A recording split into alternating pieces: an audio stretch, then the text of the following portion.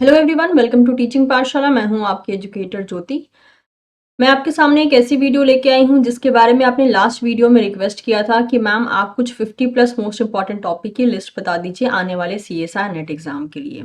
ये जो टॉपिक है ये लगभग हर बार के एग्जाम के लिए, हर बार का जो सीएसआई नेट का एग्जाम होता है उसमें मोर और लेस इन सारे टॉपिक में से क्वेश्चन आता है।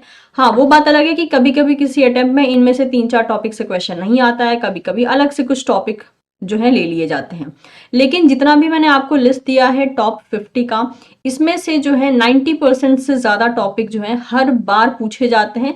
ऑफ कोर्स क्वेश्चन की जो फ्रेमिंग होती है उसमें चेंजेस हो सकते हैं, क्वेश्चन की डेप्थ में चेंजेस हो सकते हैं, क्वेश्चन के जिस तरीके से वो पैटर्न अडॉप्ट किया जाएगा कि हाँ कितना मैच द फॉलोइंग में जा रहा है या कॉम्बिनेशन टाइप क्वेश्चन में जा रहा है, सिंगल ऑप्शन टाइप क्वेश्चन जा रहा है या ग्राफिकल क्वेश्चन जा रहा है, ये सब चीजें वैरी करती हैं।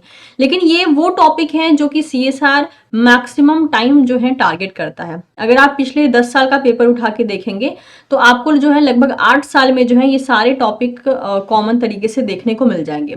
कुछ नए नए टॉपिक इंक्लूड कर दिए जाते हैं, तो कुछ ऐसे टॉपिक जिससे कि हर साल क्वेश्चन आया है उससे कुछ टॉपिक हटा दिए जाते हैं। तो क्योंकि जैसे कि आपको पता है सीएसआर जो है वो इतना प्रेडिक्टेबल नहीं है। कभी कभी ऐसा होता है कि हाँ मोस्ट इंपॉर्टेंट टॉपिक जो कि हर साल पूछा गया था अचानक से वो किसी एक साल में पूछता ही नहीं है, ठीक है।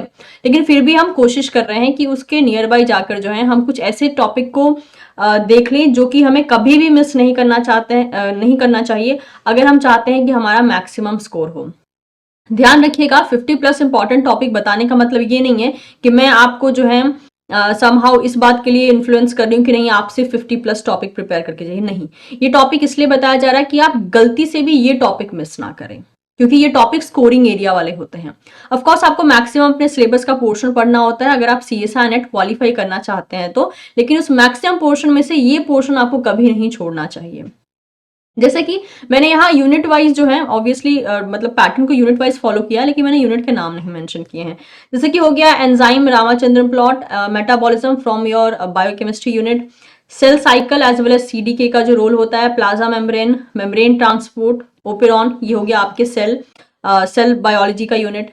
इसके अलावा डीएनए रिपेयर, ट्रांसक्रिप्शन, ट्रांसलेशन से रिलेटेड क्वेश्चन, ये हो गया आपका मॉलिक्यूलर बायोलॉजी। नेक्स्ट रिसेप्टर में चले आते हैं GPCR, RTK, apoptosis, cancer, cell communication, ये हो गया आपका जो है यूनिट 4 यानी सेल कम्युनिकेशन का पार्ट। फिर आ गया Drosophila developmental biology, C elegans development, specification, frog development, limb development, ये हो गया आपके यूनिट 5 का topic, that is your developmental biology. फिर आ जाता है unit 6 that is photosynthesis, nitrogen metabolism, plant hormone, sensory photobiology जिसमें कि फाइटोक्रोम, क्रिप्टोक्रोम एंड फोटोट्रोपिन चले आते हैं। स्ट्रेस फिजियोलॉजी से भी आजकल क्वेश्चन काफी आने लगे हैं, एंड सेकेंडरी मेटाबोलाइट्स, ये हो गया आपका यूनिट 6 का part. Unit 7 that is animal physiology में चला आता है आपका एंडोक्राइनोलॉजी, जिसमें कि बहुत से हार्मोन की फंक्शनिंग, उसका ट्रांसपोर्ट क्या कैसे होता है सब कुछ पूछा जाता है। ईसीजी से जो है हम मैक्सिमम टाइम में क्वेश्चन एक्सपेक्ट कर सकते हैं। उसके अलावा यूरिन फॉर्मेशन या नेफ्रॉन की फंक्शनिंग कैसे होती है, स्ट्रेस एंड एडेप्टेशन, ये हो गया आपका यूनिट नंबर 7 का पार्ट। नेक्स्ट आता है आपका unit number 8 that is genetics में चला आता है pedigree, extension of Mendelian principle, इनमें मल्टीपल टॉपिक आते हैं, उनमें से जो है आपको क्वेश्चन मिल सकते हैं। Mutation and gene mapping, cross पे न्यूमेरिकल्स आना, प्रोबेबिलिटी, ये सब जो है आपकी यूनिट 8 का पार्ट हो गया, that is your genetics. Unit 9 मतलब कि हो गया आपका डाइवर्सिटी, ठीक है। इसमें एनिमल, बैक्टीरिया एंड प्लांट का जो क्लासिफिकेशन होता है, डिवीजन होता है, कौन सी कैटेगरी में आते हैं या फिर उनका साइंटिफिक नाम देकर जो है पूछ लिया जाता है। ऑर्गेनिज्म की कंजर्वेशन रिलेटेड क्वेश्चन चले आते हैं, ये हो गया आपका unit number 9 that is genetics, sorry biodiversity, ठीक है। नेक्स्ट हो गया आपका niche type, population ecology, community ecology, productivity, ecological succession, ये सारा हो गया आपका unit number 10 that is ecology का पोर्शन। उसके बाद आ जाता है आपके पास इवोल्यूशन रिलेटेड जो थ्योरीज हैं, इसके अलावा natural selection, Hardy Weinberg equilibrium, cladogram, animal behaviour, ये हो गया आपका यूनिट 11 का पार्ट, दैट इज इवोल्यूशन में से ये सारे इंपॉर्टेंट टॉपिक हैं। इसमें ही चला आता है speciation, genetic drift and geological times के लिए, सारा का सारा यूनिट 11 हो गया। नेक्स्ट जो यूनिट होती है दैट इज 12 एंड 13, इसमें जो है ऑब्वियसली मैक्सिमम टेक्निक है, ठीक है, जिसमें चला आता है मॉलिक्यूलर मार्कर, इसके अलावा recombinant DNA technology, Agrobacterium, tumefaciens, immuno technique हो गया। Apart from this that is FACS हो गया, ठीक है, फ्रैप हो गया, इन सब पे क्वेश्चंस चले आते हैं।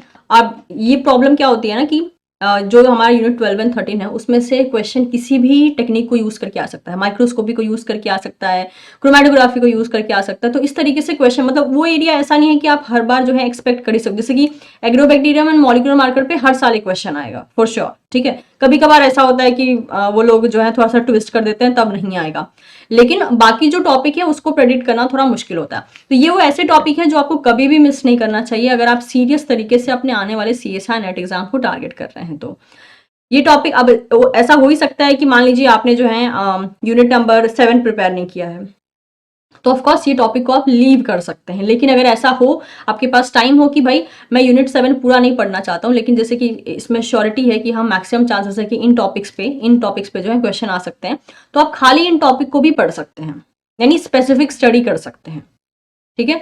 और वो बच्चे जो कि सीरियस नहीं है इस बार के प्रिपरेशन के लिए, लेकिन आप चाहते हैं कि आप एग्जाम दें, तो वो ये 50+ टॉपिक टारगेट कर सकते हैं, क्योंकि उनके पास और कोई मतलब अलग से टारगेट करने के लिए उनके पास और कोई टाइम बचा नहीं है।